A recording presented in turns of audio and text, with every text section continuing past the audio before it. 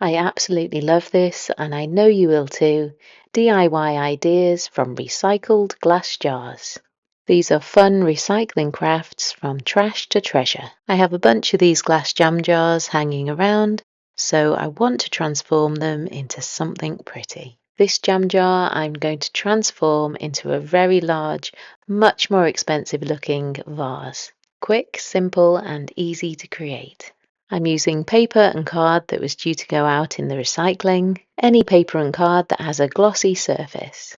Curling the first piece into a cylinder and taping it into place so that it fits as snugly inside the jar as possible. Taking my glue gun to then seal any gaps. I've made this inner tube as tall as I can, as I want this vase to be really rather tall. Sheets of vinyl work really well to make this long tube, as they're really smooth and lovely and shiny, which are going to give a great finish later on. This is forming a mold that we're going to use, and being super neat and tidy really helps here, and I'm just adding lots of tape on to secure everything in place. As you can see, I now have a nice gap between the tubes. I'm now going to fill this cavity, and you can use any casting material or something like cement, but I have this really great product which is a powder, and you just mix it with water. Quick, simple, easy and eco-friendly. I add some coloured pigments and then stir. You could do the same with a concrete type mixture. I'm going to pour this mixture between the two cylinders to extend the wall of the glass. If you think your pouring might be a little shaky, you can bung up that centre section, more so than I've done here. And here my paper cup is easily transformed into a little pouring cup, into a little jug, and I can pour this very easily with a nice steady hand into that gap. I didn't make quite enough mixture, so I'm just measuring some more out really quickly. I'm going to stir this together and carry on pouring that into the really long vase formation. Leaving this to cure and harden, and the absolute best bit about this, it takes just 30 minutes to cure, and then you can demold.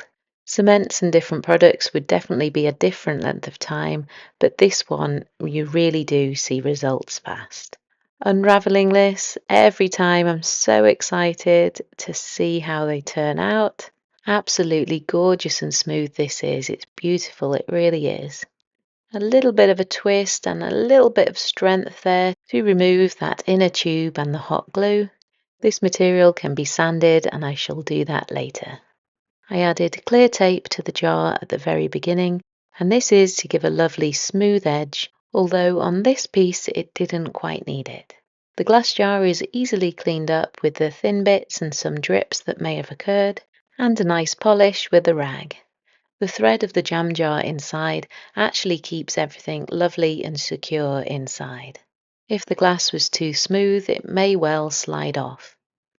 And mixing that second batch, I seem to get the colour pretty right, but it doesn't matter if you went in with a different colour, as you can get some beautiful effects that way too.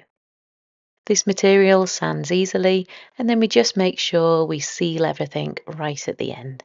I had hoped that I'd be able to use tape on the inside tube like this, but I just wanted to show you it's a really bad idea. Firstly, it wasn't tight enough, and so it started to drip. You really don't want that happening, so I definitely recommend the glue gun. And then here's a demonstration of how well the tape works when you really want a nice clean line. If you add the tape first and then you peel this off, you do really get that lovely clean line. But rustic is good too if you prefer it that way. On the inside here I have the tape, and it's so hard to remove. I added some more solution at the bottom of the grey one, and I think these have turned out really lovely. I do love the fact that we can transform something as simple as a jam jar into something a little bit more elegant. What do you think? Let me know in the comments below. Here's the product I used, and I'll put the link in the description below. I absolutely love that this is water-based, eco-friendly, and able to demold in just 30 minutes. This video is not sponsored, I just love using this product. So do take a look at the link below. It's easy to measure by weight, so I measure 100 grams of the powder to 30 grams of the water, and then you just stir. adding any pigments and colour you wish. That brings me on to creating another glass jar project. This one, I need to add a bung into the top of the jam jar while I'm creating it. And so on hand, I have a piece of air dry clay. You could use some plasticine or something else like this.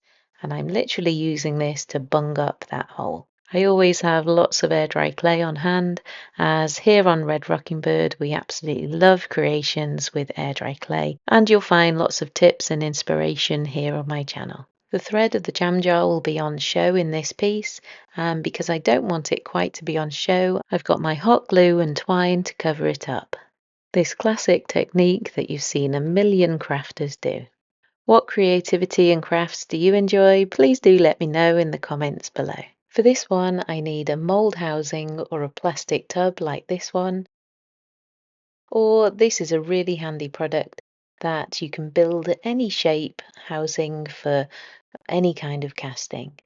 I've clipped this together to the size I need, and then for ease I'm adding some tape all across the bottom, and that's going to keep everything inside nice and neat and tidy.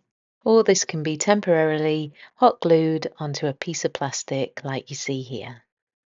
This jam jar has quite a different design, and I want to suspend this right inside here. I don't want a bit of see-through glass at the back, I want it to be fully covered.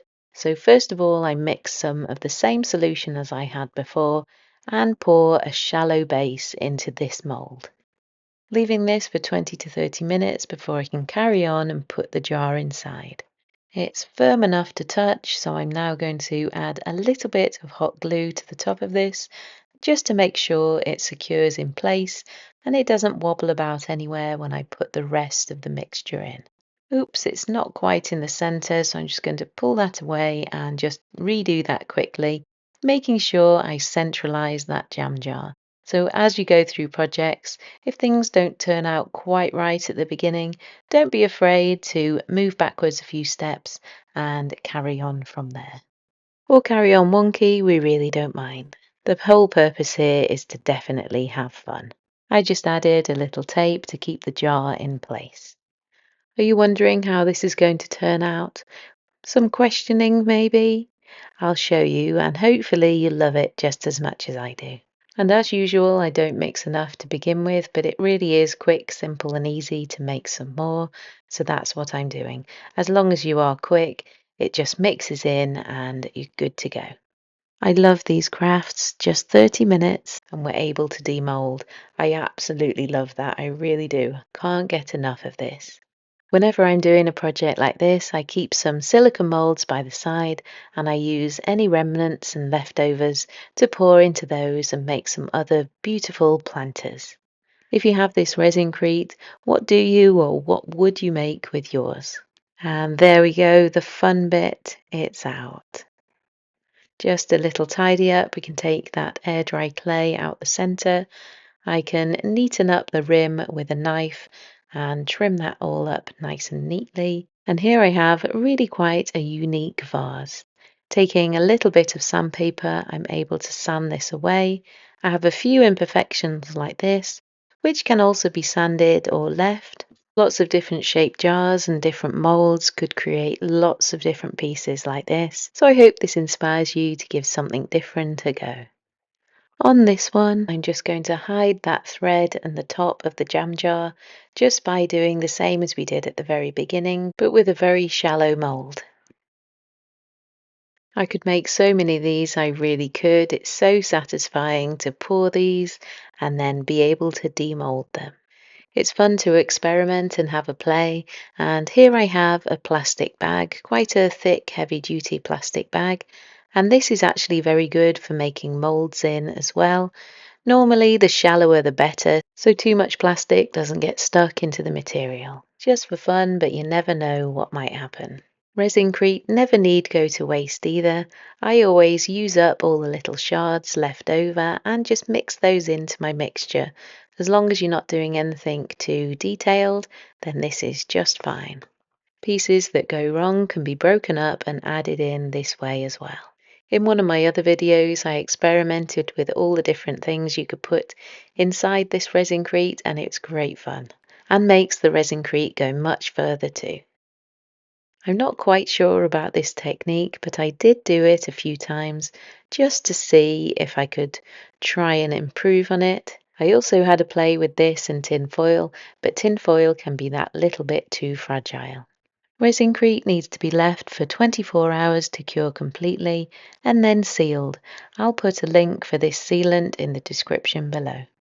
This makes it waterproof so we can add our water and flowers, although I'd only add the water up to the level of the glass, making sure I seal the inside of the vases too. I've had a lot of fun making these and I really love how they've turned out, and I just hope it inspires you to be creative and want to do a similar project. Please take a look at some of my other creative videos. Thank you for watching, and I'll see you in the next one.